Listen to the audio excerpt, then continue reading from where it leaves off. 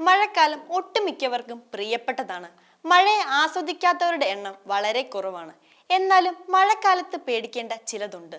അതിൽ പ്രധാനപ്പെട്ട ഒന്നാണ് പാമ്പുകൾ. മഴക്കാലത്ത് പാമ്പുകൾ നമ്മുടെ വീടുകളുടെ സമീപത്തായിട്ടോ ചിലപ്പോൾ വീടിനുള്ളിലോ ഇടം പിടിച്ചേക്കാം. ചിലപ്പോൾ അവ ഉപദ്രവകാരികളുമാകാം. അതുകൊണ്ട് തന്നെ പാമ്പുകടി കേസുകൾ മഴക്കാലത്ത് വർദ്ധിക്കാറുണ്ട്. കേരളത്തിൽ 110ഓളം ഇനം പാമ്പുകളുണ്ട്.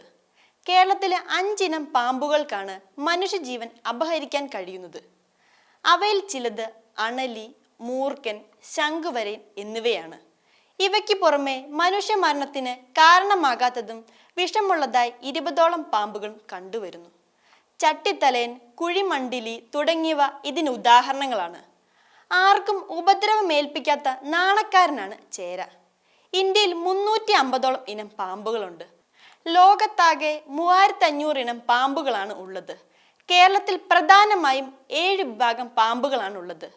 എലാപ്പിഡെ, പെപ്പറിഡെ, കൊളൂബ്രിഡെ, ബോയ്ഗണ, പൈതണിഡെ, ബോയ്ഡെ, യൂറോപൈറ്റീവ് എന്നിവയാണ് 7 വിഭാഗം. എലാപ്പിഡെ, പെപ്പറിഡെ എന്നീ 2 വിഭാഗങ്ങൾ വിഷപ്പാമ്പുകളാണ്. രാജവമ്പാല, മൂർഖൻ, ശംഖുവരയൻ തുടങ്ങിയവ എലാപ്പിഡെ വിഭാഗത്തിലാണ്. അണലി, പച്ചമുളമല്ലി എന്നിവ പെപ്പറിഡെ വിഭാഗത്തിലുള്ളവയാണ്. രാജ്യത്ത് ഓരോ വർഷവും 6000ഓളം ആളുകളാണ് പാമ്പുകടിയേറ്റ് മരിക്കുന്നത്.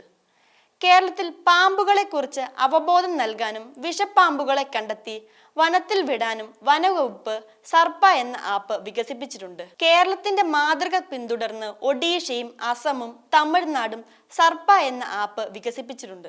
ഈ വീഡിയോ നിങ്ങൾക്ക് ഇഷ്ടമായാൽ ലൈക്ക് ചെയ്യുക. കൂടുതൽ വീഡിയോകൾക്കായി യോഗനാഥം ന്യൂസ് ചാനൽ സബ്സ്ക്രൈബ് ചെയ്യുക.